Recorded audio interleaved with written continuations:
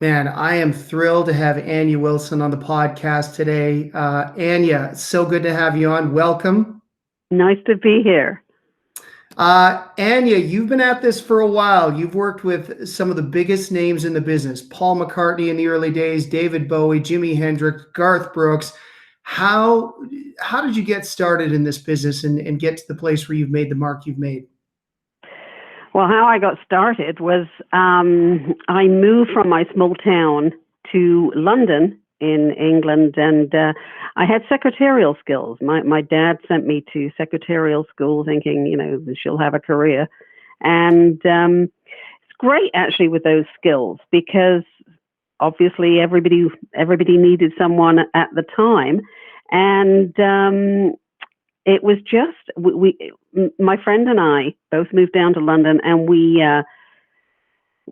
went to the employment agency, and there was a record company, Pi Records, who needed secretarial work. So we both got jobs there, and that's where I discovered there was something called radio promotion. And I thought, wow, my God, these people all they're doing is going around talking about music to people. So I was hooked, and that was how I started to pursue jobs that did that. And did you always have an interest in music? Like, was that something that you had pursued to any degree as a musician or as a songwriter or a composer or anything like that? Or was it just sort of like from the fan perspective? It was from a fan perspective, totally. I mean, when you're live in a small town, I mean that being a fan of music keeps you warm. And we had such fabulous shows there. We had Top of the Pops, we had Ready Steady Go, the TV showcasing of the acts like the Stones, like the Kinks, Pretty Things, was excellent. I mean, they presented it in a very as well. Tommy, no, that was my first client actually. He wasn't around when I was a kid, but I was actually 19, I think, when I worked that. So that was the first track I worked. Right, Moni Moni went to number one. Moni Moni went to number one. Yeah, amazing. And that was the first one. It was an American. I worked for Roulette Records publishing outlet in London, and there was a very small staff. There were three of us there, and I was the administrator and the promo person. Now, the interesting thing about you is that even though you've been established for a long time in this business and you were inducted into the Canadian Country Music Hall of Fame last year, which must have been an incredible honor, and I want to circle around and talk about that, you might actually be having your best years ever in terms of radio publicity and promotion. I mean, your intensity and consistency speaks for itself, and you have an incredible roster of clients now at this point in your career. Absolutely. I'm very fortunate. And who would have thought it would have come now? Because I've been in this business well over 50 years. So to be at the highlight of it now is pretty incredible. Yeah. I mean, it started with an act that we both worked for, George Canyon. I did radio promotion for starter acts. So the first break we really got was with George, and then he took off with Nashville Star. Yes. And we had a lot of success with him, and that attracted the higher, the more successful clients. It must have been so interesting. Yeah. It must have been so interesting for you to be fighting so hard, because you always knew that George had something, and that there was definitely some world-class talent there, but it felt like, the industry and radio and everybody really started to get it, but really only after he broke on Nashville Star and got that exposure. Well, that's often the case. I mean, there are so many incredible artists out there right now with great tracks that don't get the opportunity to be heard. And for whatever reason, the pecking orders are all different from each music director or people that represent a higher end to those artists in the business. And I was very frustrated with George because he was good. He was and is still the real deal. but we couldn't get his track heard. But it was fantastic. As soon as he got on Nashville Star, incidentally, I was the one that said, "Oh no, he shouldn't do it. This is, because his wife pushed him. Jen pushed him, Right, and made him do it." And she said, "Well, what do you think?" And I said, "Oh, waste of time." And I'm so happy to be wrong there, because as soon as that started to happen, he was on weekly, and we had a track out called "Good Day to Ride." mm-hmm. And that it was played on radio for about 8 months, just because the Canadian audience was so excited to see Yes. him every week on Nashville Star. And we would do like a battery of 25 interviews with the top stations after each show.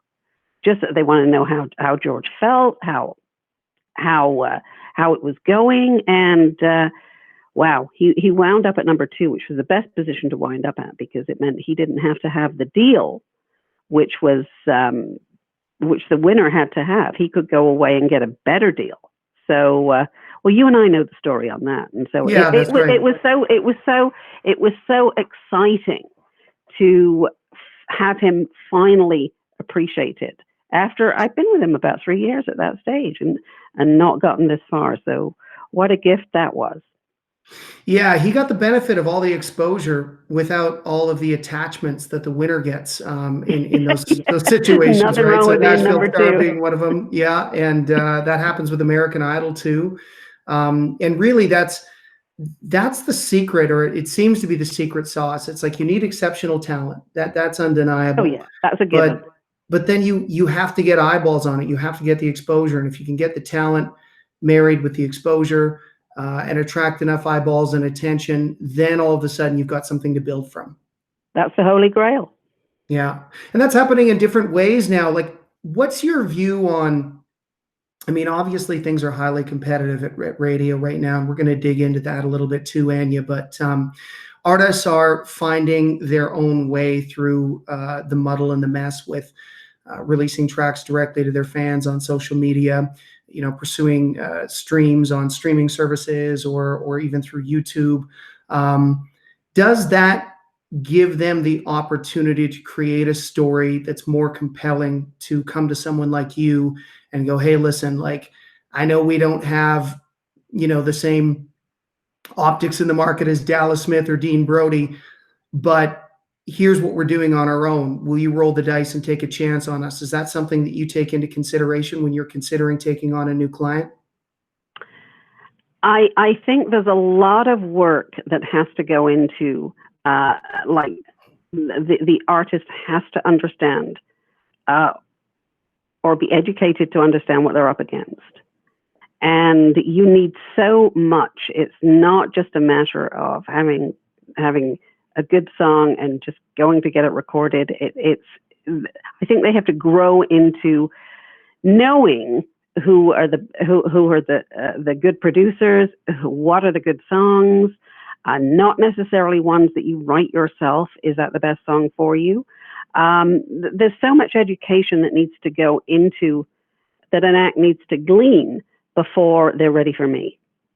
And right. And I think they have to definitely try and build a fan base. Definitely with the streaming and YouTube and all the social media, it's been a gift from God to have all this for acts to make use of while they're waiting for this.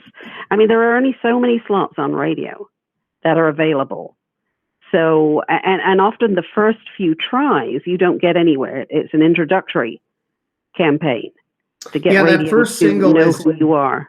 The first single is almost like a sacrificial lamb, right? It like is a sacrificial lamb. Very often, yeah, very often. And you have to work these radio people and likely these streaming executives way before you put something out. Right. And if you do put something out, yeah, it is a sacrificial lamb. It shows them what you can do. So there's a whole build up to when you happen at radio. I mean, even acts like High Valley. I mean, they when they started off, they weren't what radio was playing. they were good. And it took them several years before they were accepted. And so it is a build. I think it's been the hardest thing for me is to manage people's expectations that are at that level, that everything doesn't go bang, even though it looks like it does. And you know that from the live world too. Well, and that's incumbent upon the managers, the agents, and the rest of the team, the label, obviously, to manage those expectations. And that's probably something that you take into consideration as well when you're looking at taking on an artist. Obviously, you want to feel good about the relationship that you have with the artist directly, but you want to make sure that they're surrounded with people who aren't just yes men and bullshitters and are willing to, have those difficult conversations about what the artist is in store for as they build up to a point where they might be a regular fixture inside the top 10. Absolutely. And again, it is down to personality, Jim, and I'm sure you're on the same page. The act has to almost manage their managers too, and keep them happy and enthused as well. The act has to want success more than we do for them. So yes. it has to be a certain. There can be people with all the talent in the world and great songs, but if you're not the whole package, it's going to be really difficult for you. Yeah, I think that that managing expectations is one of the more under-indexed and more important things in this business that usually we need to talk about, and we need to have those transparent conversations with artists. And I find that the managers and sometimes the label folks, they want to defer to a more comfortable conversation where they can jack that artist up and make them feel good about the things that are happening in their career, as they should, and encourage them. But you've got to have those difficult conversations if somebody has to be willing to do that. Now, I've known you long enough to know that you've got no problem wading into the fire if you have to have those conversations. And I've seen you in action doing it. And it's pretty incredible how diplomatic you can be. Is that something that you really take pride in when you do help an artist sort of see the light? Absolutely. Yeah. I have to level with them. I mean, I'll be optimistic as far as I can, but I'm not a yes person. Right. And they have to know that, because if they're looking for yes people who, the biggest question I get when I take something on is, what number do you think it'll get to? Well, and mine is, I don't have a crystal ball. Mm-hmm. I mean, the radio tracking game is not predictable, because you have to plow through this world of so many intangibles before you could even see slightly through the fog where you're getting chart-wise. I mean, there's other acts you don't know what's happening with the acts around you that you're up against, the competitors. So I can never say, I will never say, in fact, I've never said to any of my acts, even if it's been at number 2, yes, I'll get you to number 1. I've never said that. There's a lot of superstition I have. It's probably a good bet. What are some of the fortification points and value points and talking points that an artist and their team can help you with before you go to radio? So you're right, you can't control all the variables, but you might be able to mitigate them if an artist brings you a single that already has a couple million streams, or some other value proposition that makes the case more compelling. So what are you looking for in terms of the story that's pre-built before you're going to radio? The streaming is becoming good and necessary, really, with this. So if they came to me with a couple of million streams on a track, now that is definitely a bit of a dowry. So that would be excellent to go to. Well, first of all, we have to figure out, is this radio friendly? Because there are tracks that stream very well that don't resonate well or test well at radio. So first of all, we have to establish, well, is this a contender? We listen. And how do you know that? It's not an exact science, because again, you're dealing with people there who choose, the music directors who choose to put you on their station and their playlist, who all have different opinions. So therefore, you're trying to second guess their opinion. So basically, I think this is where, I mean, I have, there are the confines, there's the length of the track, there's the level of production that's needed that I can tell on listening and looking. And then there's whether the song flows well, the vocals are good, they're produced well. All those things have to be taken into consideration. And then eventually, if I love it, I just have to go with my gut. And then then I have to figure, well, all right, if these people are iffy, then I'm going to have to try and bring them around on it. That's my job. I have to do that. Do you think it's dangerous for radio? And I mean, I'm trying to formulate this because I want to be careful here, because I appreciate the relationships we have at radio. But one of the things that confounds me a little bit, and I'm curious to see if it has the same effect on you, is that radio has been such a strong curator for the format for so long, and such a great filter for listeners. In a way, by leaning on streams, by leaning on talking points outside of their world, they've forfeited to a degree their ability to be trailblazers in the format. What I mean by that is, in the old days, sometimes you'd be able to get some key stations to roll the dice on an artist. All of a sudden that would pick up momentum, and then radio would really get the credit for breaking them. And now we're seeing that streaming services are more likely to roll the dice on an artist. And if they build up the streams, then it can be taken to radio. But is that a concern that radio's sort of forfeited that territory, or does it matter in the big picture? I don't think it matters. I don't think it matters. Radio is a different animal than anything else, and we still need it. And I think that also there are, there are people who will be accused of fabricating streams. I honestly don't know enough about it to know how that works. I mean, I guess it's buying advertising, or perhaps you can buy them. I honestly don't know. So radio will still kind of make the decision. Streams don't totally dictate to them, but it will be a favorable presentation. If I go in with 1.5 million streams of this artist, then they will look at it and think it'll make them look twice at them.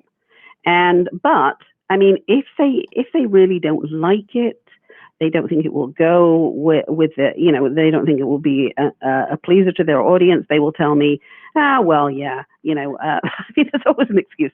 Well, yeah, it may have a lot of streams, but maybe those were bought or advertised or something like that, and like I say, forgive me because I'm ignorant in the way this is achieved, but they'll really choose what they will play anyway, even though it's had a lot of streams. I've had somebody with 1 million streams, and he's a great artist, and we still had hesitation. So basically, it's the next new thing that we're using as a dowry to go and sweeten the pot for them. Right. One more. Maybe that'll change somewhere down the line. It'll be something else.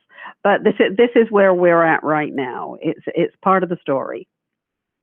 Does radio give a shit about social media followers? Like if somebody has 100,000 Instagram followers in Canada, which is a significant amount, or Facebook followers? Yeah. Actually, that was in vogue about a year and a half ago.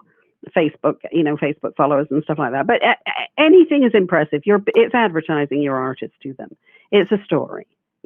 So anything they can do, if they've done a live show and they've they've had some sort of some freakishly large audience or something, that's part of the story. We grasp for those sort of things.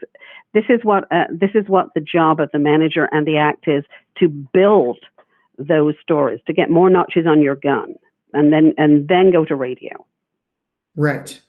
Yeah. And from a live perspective, I mean, I'm obviously I cut my teeth as an agent in this business, and it's a lot easier to make the case at radio that you want them to spin the latest single if you've got shows happening in the market, right? If you're Yeah. buying advertising to promote a show for a George Canyon show in the market, well, you can make a pretty compelling case to go, hey, listen, if we could get some That can spins on help this, that too. helps a That lot. can help too, because radio really aren't. As we were told years ago, radio aren't there to make hits. Radio are there to please their advertisers.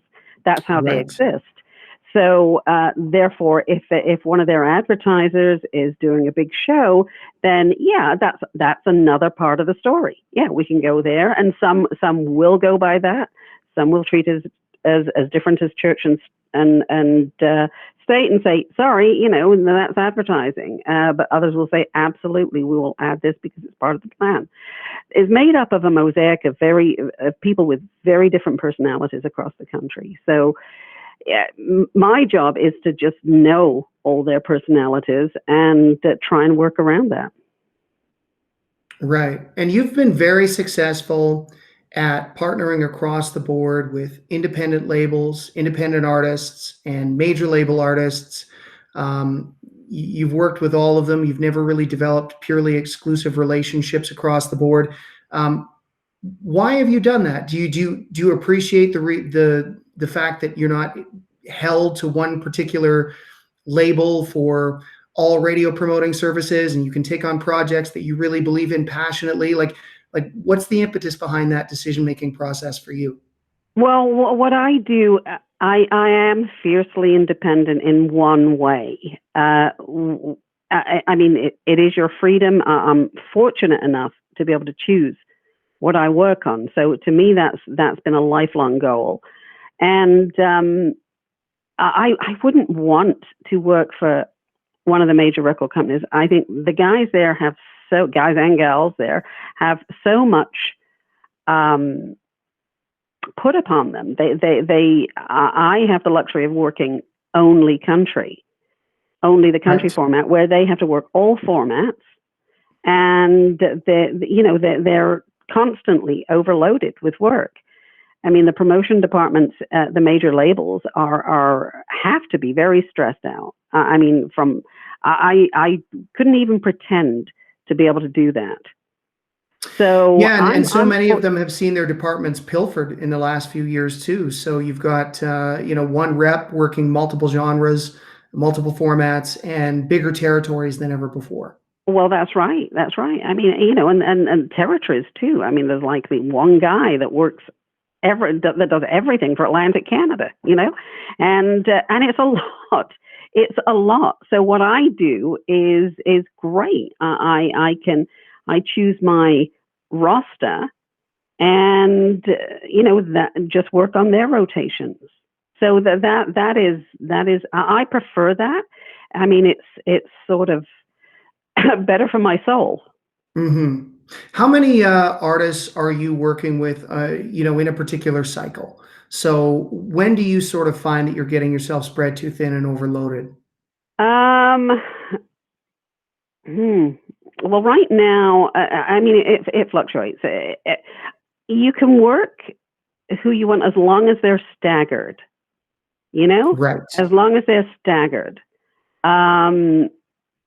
because you're knocking on the door for the same reasons. But each artist is different. For instance, I've got an artist coming out shortly, like Dallas Smith, who's got a great reputation in the field, and it's it's the first single from a new album.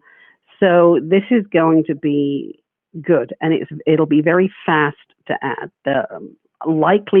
Well, in fact, I know people will jump on it because they've heard the single already and they do like it. So that will be fast. Other ones aren't like that. Other ones can take months and months. It all depends on who is the most popular in the market at the moment, and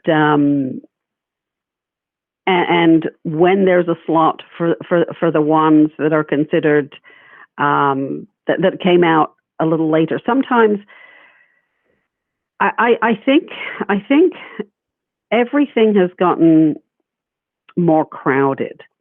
Since, I mean, we've had number ones in Canada. Canadian number ones are more frequent than they've ever been. So what that is doing is that's producing more stars, more Canadian stars. And they are putting material out regularly now. So they are often the first choice if they've had a hit single out. Yeah, some level of track record, because there's already rapport in the marketplace. Now, right. That's an So interesting there's more point, of them. Anya. So Yes. it's tougher. It's tougher when you get somebody new in to try and crack them. So it does take a little while longer. If that all makes sense. I'm rambling here. No. That's a really good point. But I want to circle back to what you said about more Canadians obtaining number ones than ever before. That's a cycle that started about 5 or 6 years ago. Do you get concerned about whether or not we've been able to sort of create a false economy, or do you feel like the proliferation of number ones has been a long time coming? Like, where do you sit on that issue? I think it's been a long time coming, and I think it's very healthy. Just because of the way the regulations have been, it was impossible for a Canadian artist to get an organic number one. And you're talking about CRTC regulations? Yes, I am. The Canadian content ruling, and also radio's favor for American artists. I mean, you know, they go by the American charts. I mean, Right. and I see what they're doing. If a hit isn't, if something is a hit, looks like a hit in the U.S., then the U.S. market spent a lot of money pushing that track, and it means if radio continue to play that track, that it's an audience pleaser. So in that way, Canadian radio's job is done for them. They will just take that track and play it. And they've had a lot of, now though, we are getting Canadians who's, and for a long time, Canada didn't have the quality in recording, in many areas of putting out a single, but that can't be said anymore. That can't be said anymore. I mean, there are many Canadian artists who way measure up to Americans. So therefore, that was one healthy addition to the plot of Canadian radio. So they are getting played, but then again, what happens is that some prefer to play Americans at a higher rate at their station. Some of them don't. Some of them have equalized that, but some don't. So it's still an unfair playing field in that way. So you have to be very creative with radio. It's a math game to get a Canadian to number one, because the timing has to be so dead on, and you have to be sure that you're getting the highest rotations you can all at one time. If that makes sense. I mean, I live with it does. I mean, yeah. It speaks well to the relationships you've been able to develop over the years, so you've been able to garner those number ones. But it's interesting, and I know that this would be a hypothesis on your behalf, but I wonder why some stations have chosen to favor American acts over Canadians. Is it sort of pushback on the forced compliance on Canadian content? Is it an internal mandate where they're still sort of following the old ideal that Canadian songs sound very Canadian and the quality just isn't there, which we all know is debunked as of late? I mean, you know, anything Brett Kissel, Dean Brody, Mackenzie Porter, Megan Patrick, you know, these people are putting out music now that can stand up with the best of the best on either side of the border. But I wonder why that is, that radio has chosen to sort of put some Canadians in sort of a second tier. I think it's the way, again, it's the way the Canadian content rulings are distributed. They have to play a certain amount of Canadian content, which gives them like a margin. It's a very thin margin. So what they do is the ones that they're really sure of, they will play a lot, and it doesn't leave much for newer ones. And because they will why they stick to Americans is, as I said before, because they are proven. Also, Americans are often better known, even in Canada, than Canadians, because they've got a huge machine of media that filters through to Canada that we don't have. Right. We don't have a Tonight Show. We don't have a Kimmel. We don't have, we don't have those Ellen. We don't have those platforms. Yeah. Yeah. So all they're doing is trying to please their advertisers and their public by playing people they know. So that is a dilemma. But I mean, I'm happy to say that they are. I've seen a lot of improvement. I mean, when I first started, you could not get a number one for a Canadian. It was unheard of, and everybody expected it, which was terrible. That we expect not to get a number one for a Canadian. But now it is possible. So I'm very, very encouraged, and I think there will be more changes that you will see coming with radio. I mean, some of them are, not all of them. At one stage, all of them had like American rotation and Canadian rotation. Now, some of their rotations match, which is great. That's great. Although it seems a little weird, radio has several tiers of airplay. I mean, it can be light, medium. I mean, to simplify it, and then it can be heavy, and then it can be like in their power, which is the big one, which is like 70 spins a week, 67 spins a week. And although it sounds disparaging to some, I mean, that big category could have like 5 Americans in it, right? Right. And it's usually for Americans. But some stations are allowing 1 Canadian to make that. And although that sounds not much, it's a huge achievement. And I'm so happy they've done it, because things like that make a number one more accessible, or a high number. It's an evolution in the right direction, right? It certainly is. And I couldn't be more pleased, because I know that how long a time coming that has been.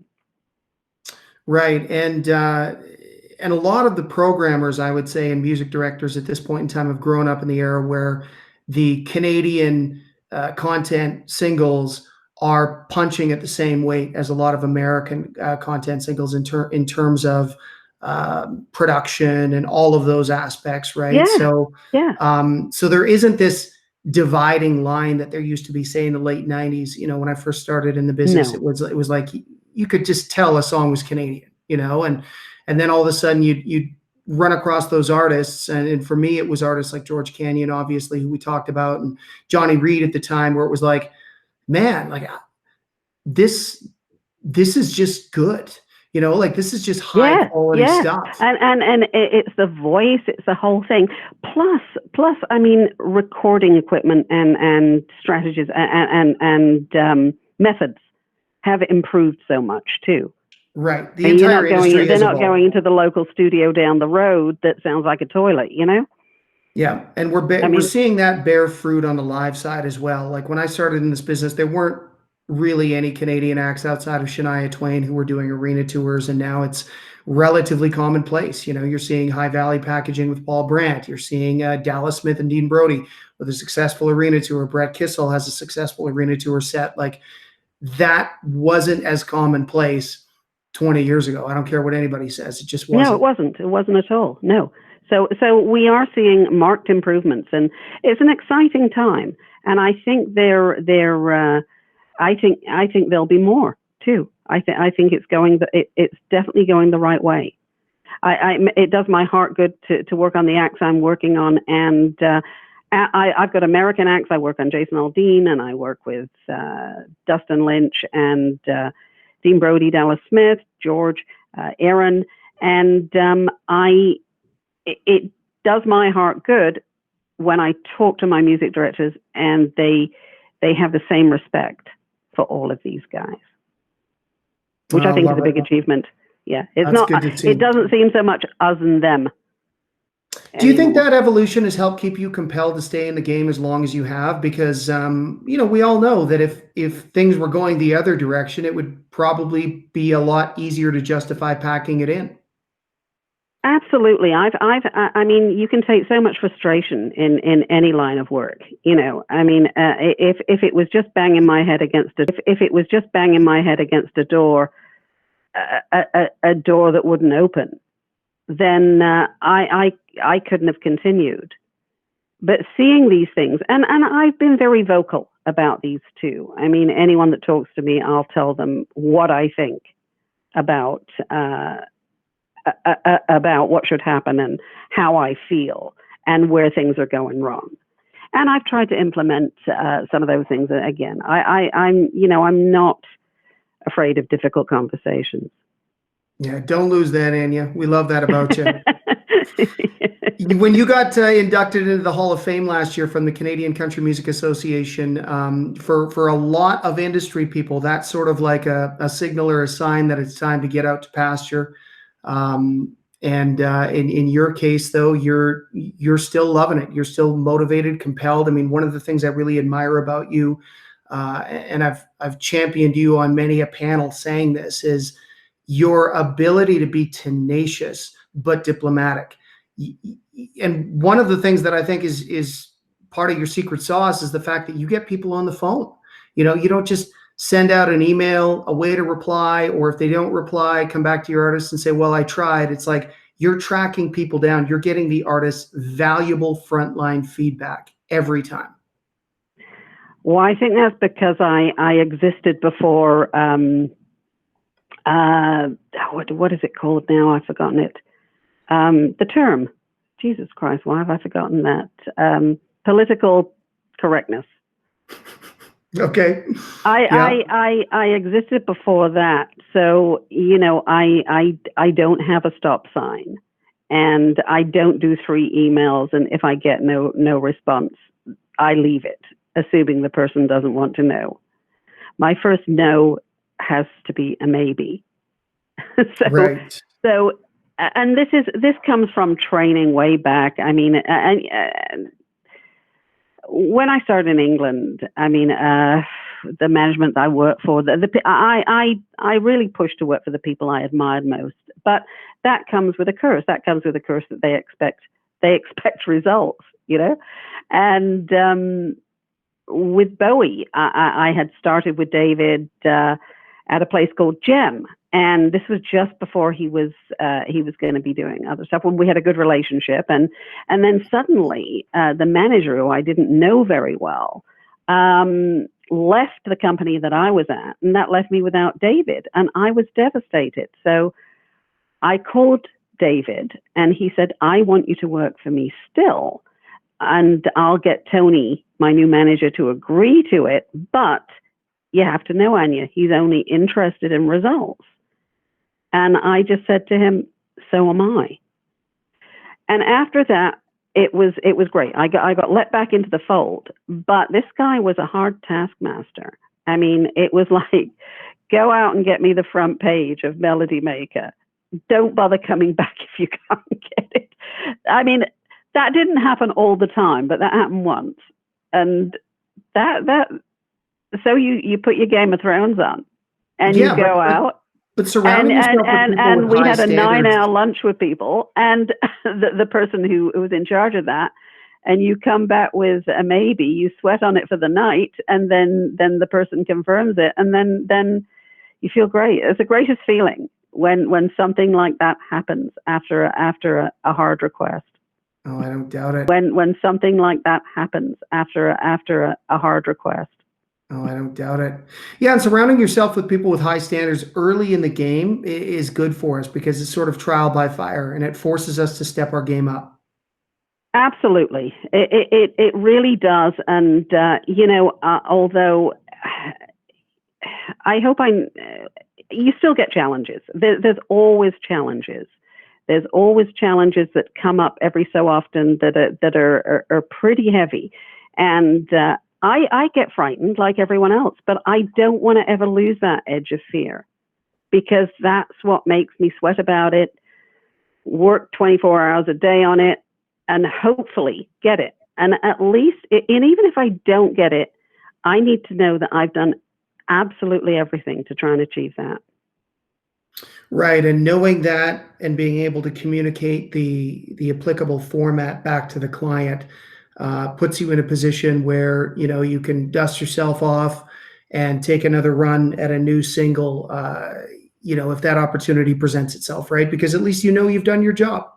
That's right. That's right. That's right. And I have to feel that I've done everything. I'm my own worst taskmaster. And when you look around at the landscape, and obviously we're not going to call anybody out by name, but when you look at the landscape and you see people who are trying to do your job and do what you do, but they're not doing it as effectively, where do you think they're often tripping up? Like, where do you think it is that a common pattern that you see where radio promotion people just aren't delivering on this one thing, and that's their Achilles heel? I think they usually, well, there's two things that come to mind. One is relationships. You've really got to work on the relationships with these people. And there are 40 people that are important in my world that I have to have a good relationship with. So it's working very much on that. And for the most part, it's not hard at all, because I've known them for years and I like them. So that's one thing that I suggest people do. They spend more time. They don't just shoot out quick communications and think that's the job done. I mean, that can be that is necessary too, but I think you have to work on the relationships. The other thing is, I like what I do because I'm in touch. I personally am in touch with all those 40 people, whereas record companies, and you know, this is not saying that they're not successful, because they do have a large degree of success, but it wouldn't work for me because they have regional people. They have regional people that deal with Alberta, Manitoba, whatever. So Right. for me, what I like about dealing with everyone is I know the entire picture of what's going on. Whereas I don't work regionally, so I don't just know what's happening in Ontario. I can know the depth of what's going on in Saskatchewan. So it's easier for me to marry it all together. So what I would suggest is, it's down to relationships again, that you should know everything. You should research how these people do put their music together, what they need from you and when. And make it a huge priority to stay on top of them. And sometimes, I mean, I just call them for maybe one thing in a chat. I don't go to them with a massive laundry list. Right. If it depends on which of my artists needs what the most on that day, and I'll make them the focus of that. And you're making conversation. It's not purely transactional, but you are going into those calls with a mandate.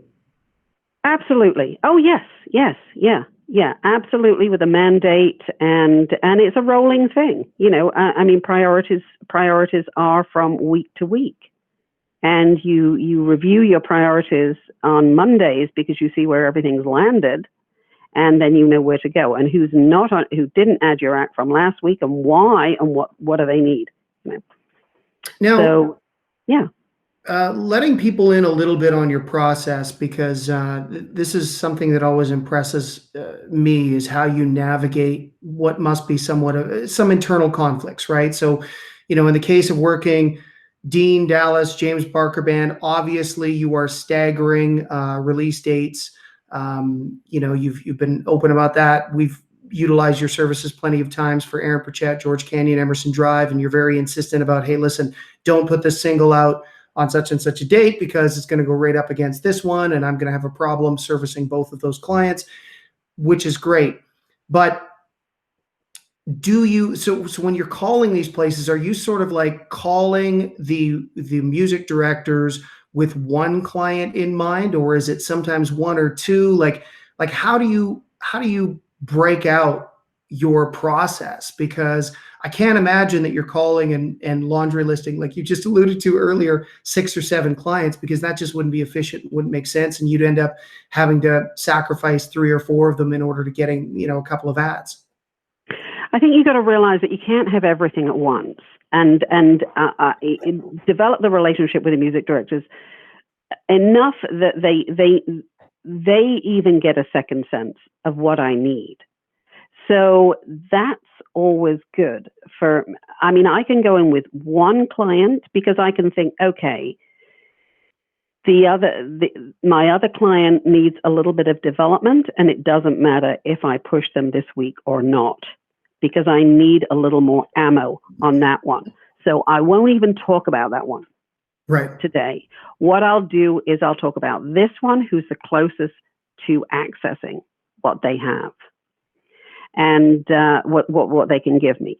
So I'll put a lot into that and just do a big thing up on that, maybe a secondary one, and say, by the way, there is this too coming up you have to be aware of. So it's a matter of staggering it, because if you send a laundry list, they'll just roll their eyes and they won't do it. But if you can make your pitch compelling enough for the one that in my mind is the closest to get that's a different story. So it's a whole project of bringing them closer to the ad. I will keep them informed through the week of events that's going on, of what they're doing, of anything to put their name of several of the clients in front of them.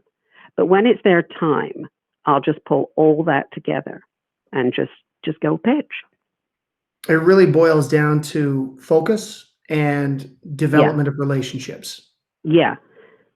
That's exactly what it is. Yeah. Now, you've also had some incredible comeback stories, 2 that we've shared in the last few years. You were able to get George Canyon top 10 hits after being largely outside of the top 10 previously for 6 years. You brought him back into the top 10 with I Got This, Daughters of the Sun. Aaron Pritchett had a number 1. Again, he had been outside of the top 10 for the better part of 9 years. He had a nice little comeback with Dirt Road in him. And then you were able to get him and help us get to a number 1 for sure with that. But how rewarding is it for you to take an artist that other members of the industry maybe don't see the potential in and create a story or a comeback or a revivification in their career? I can't think of that. I just have to believe in it myself. I'm with George. He had been away for a while. What he had put out, I understood that they had truck with the production on some of his things, and I knew what they were talking about, and everybody has a different opinion, and things change. But when he did I Got This, to me, there was no reason on earth why that wasn't a contender with everything else. And it took a long time, because once you're out of the ring, it takes a while to get back in. And we just all kept on it. We kept on it. I think I bring a team in too. I'll bring you in. You know that. I'll bring you in to be a second voice. I mean, as long as we all show our passion and it is that good, then it has to be our belief over theirs. And of course it has to match all their criteria, which to me those songs did, and more. With Aaron, it was a thing. I mean, he has had some great tracks out. I mean, that should have been number 1. That was just before the possibility of that, when we had the Americans above were too strong. I mean, Mama's Girl should be Mama's Boy should have been a number 1, but we got it to number 5, but the Americans ahead of it were too strong, and they had all their flying rotations that weren't available to us yet. And And Dirt Road. Dirt Road was phenomenal. I think people played that from March through October, and that's a long run for a single. They absolutely loved it, and so he's had a lot of things that should have been. And one music director said to me, and Aaron is a delight. I mean, he's got all the requisites for a top act. And he went and had lunch with some of our music directors in St. John, New Brunswick. And it was Trish Hamilton who said to me, she said, I would do anything to help Aaron get a number one. And you know what?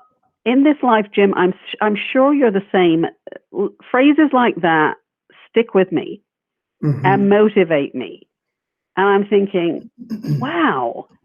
And I can honestly say, that was my mantra through the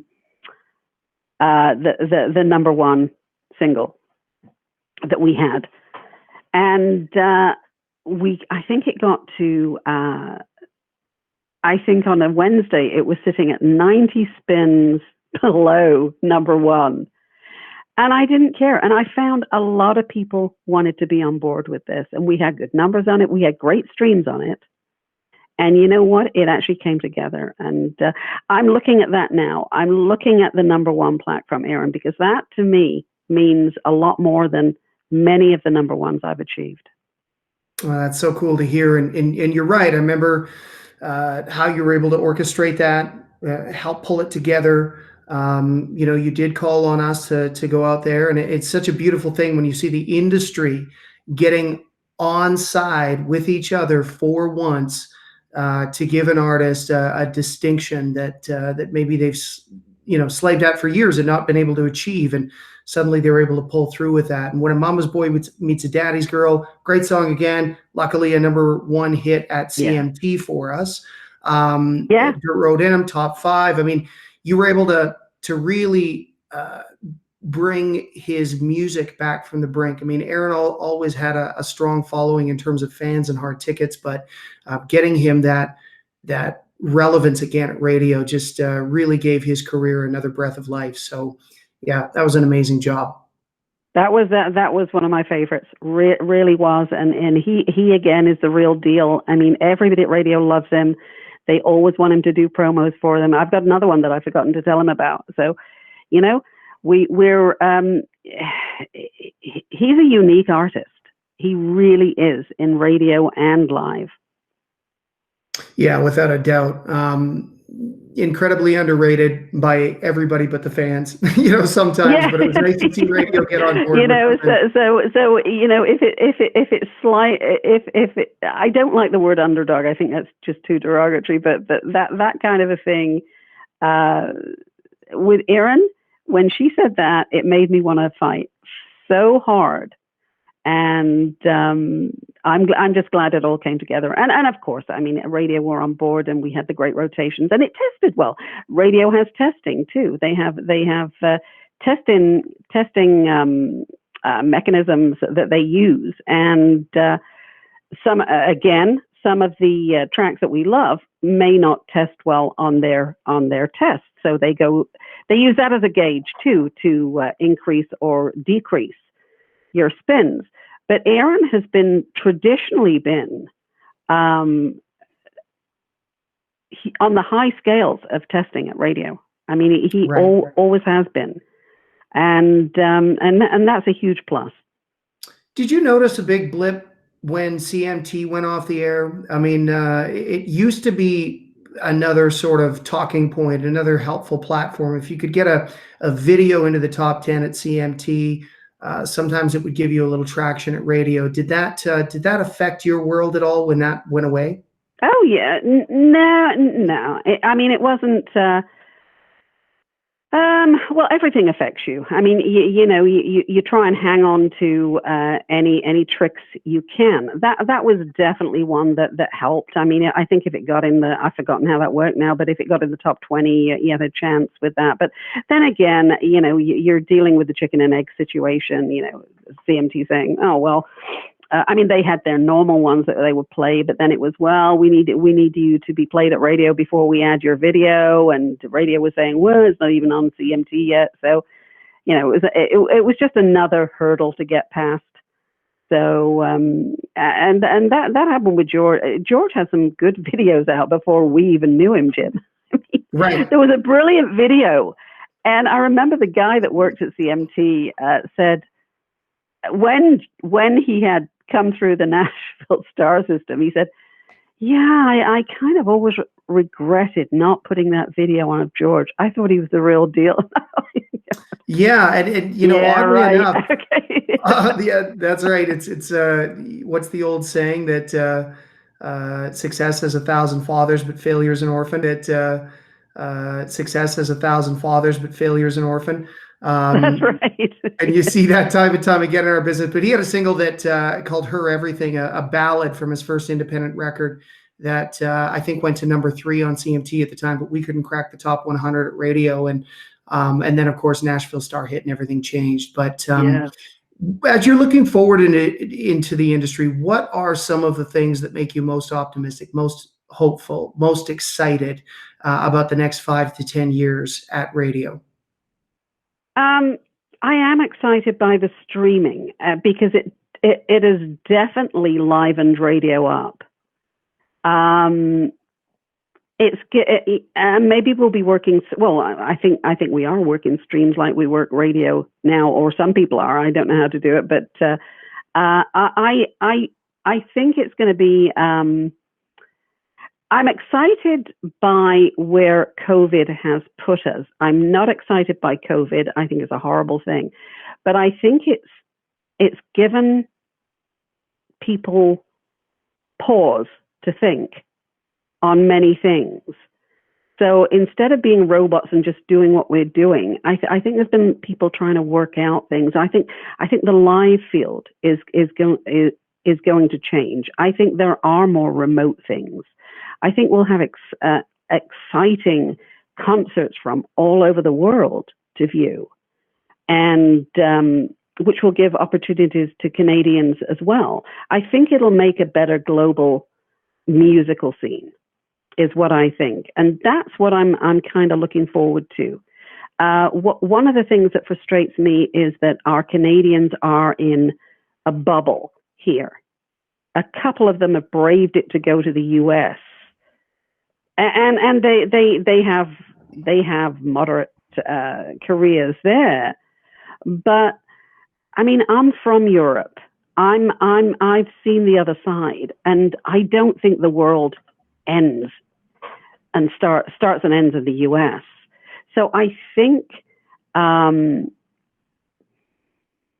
all these social platforms are bringing the world closer, and hopefully opportunities will happen for our artists all over the world. That's my personal excitement. Yeah, I agree with you there, Anya. I mean, we're seeing great numbers coming out of Australia. Britain is moving along quickly. I believe it's now neck and neck with Australia to be the third largest consumer of country music, at least in terms of sales and streaming. Other parts of Europe are starting to flourish, and the game has become much more global, which is really going to be interesting to watch, because I've always felt like our industry in Canada has a bit of an inferiority complex with the U.S. and obviously the work you've done has helped push back on that. Artists are touring in a hard ticket realm in Canada that was previously just wasn't available to artists up here. You didn't see people out touring arenas on a regular basis, but it still seems to matter. Like if you get a hit in the U.S. or if you get some traction in the U.S., that can help compound your efforts in Canada, correct? Oh yeah. I mean, it can most definitely. It can certainly, but it does frustrate me when people are just trying to duplicate. I mean, America, the U.S. and we are pretty identical in the understanding of what country music is, and the artists. So sometimes I think it's a little futile when a successful Canadian here goes to the US and just throws themselves in the ring there when they're just duplicating what they're doing there. I mean, my thing would be, go to Europe. Maybe the music wouldn't be called country in Italy, but the music is so good that there's got to be an opening for you there. And this has always been a thing for me, because you're not going to find country music as it is today is a North American phenomena. Country music isn't like this for the rest of the world. It's really an American phenomenon. Really, American phenomena, yeah. Right. And it encompasses all formats. I mean, I think if Dallas put something out in Europe, and I don't know if they would call it country, but right. I'm confident enough that the level it's at, it could be a hit. It could find an audience. Yeah, it could find an audience. And even the country right now in radio, I mean, we've got one country chart, so anything country has to go through that. And a lot of things fall by the wayside because they're too pop, they're too traditional, they're too whatever. I actually think that the country format is big enough now to have subgenres of it. Interesting. So it could fragment the same way that essentially pop music started to do in the 60s and 70s, right? Where it wasn't just rock and roll, quote unquote. It was like there was new age, there was pop, there was rock, obviously, and there were radio stations playing different versions and catering to different audiences. And I agree with you. I think that one of the interesting takes, hot takes on our business is that, people are going, well, this isn't country music. And it's like, yeah, but the format's evolved, and that's going to open up potentially more diversity and potentially more opportunities, and maybe help us create a format where we've got, one format, Southern pop, one is traditional country, and one is, mainstream or middle of the road. But what we're going to see born out of that in terms of fruit is the ability to really connect and really harvest audiences that are very specifically interested in product you're putting out, whereby you might get lost on terrestrial radio if you just released your very traditional country and Western single right now, and there's not a place for it because it doesn't sound like anything else on the radio today. Maybe it sounds like stuff that was being put out in the 80s, but there could be a home for that, is what you're saying.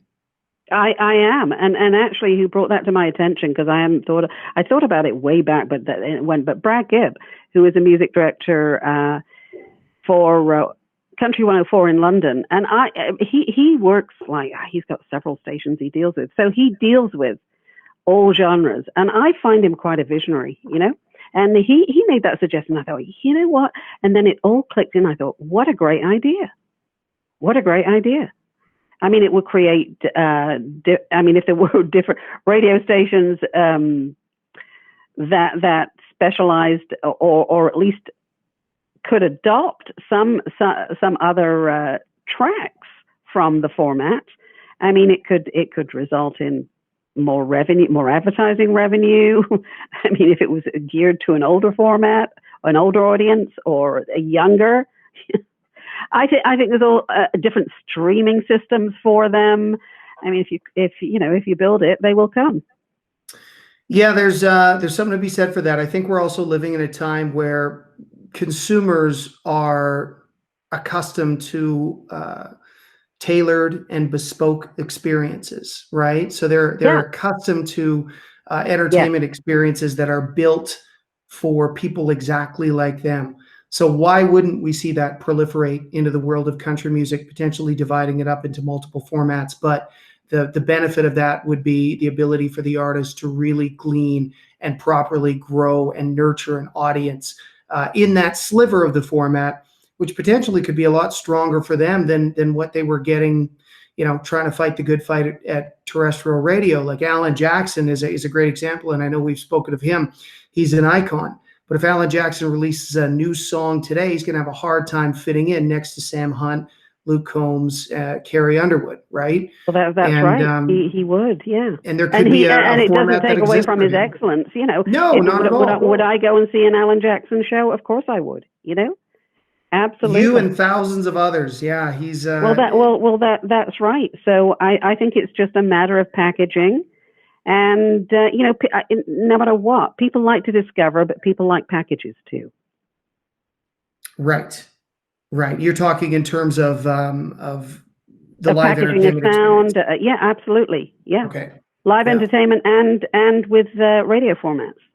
Right. Yeah, we've seen that happen in the pop world with concert tours like I Love the 90s, where you take a Vanilla Ice, Salt and Pepper, a couple of these bands that had major hits in the 90s, and on their own, they may not be able to necessarily draw hard tickets in arenas, but when you bundle them all together, people just look at the bill and they go, oh, that looks like a fucking good time. Like, I'm going to relive some memories there, you know, and why couldn't we do more and more of that in the country music world? You're absolutely right. Yeah, no, I think so. Yeah. Anya, it has been a pleasure. It's always an honor. Thanks for taking the time. This has been a lot of fun. Thank you, Jim. Yeah, and I just admire how well you've maintained your intensity and your consistency over the years, and you're a gem to this business. And thanks for taking the time to open up a little bit on your process and give some people some stuff to think about. Thank you so much. It's been a pleasure talking to you, and back at you, Jim. All right. Thank you. Thank you. Bye.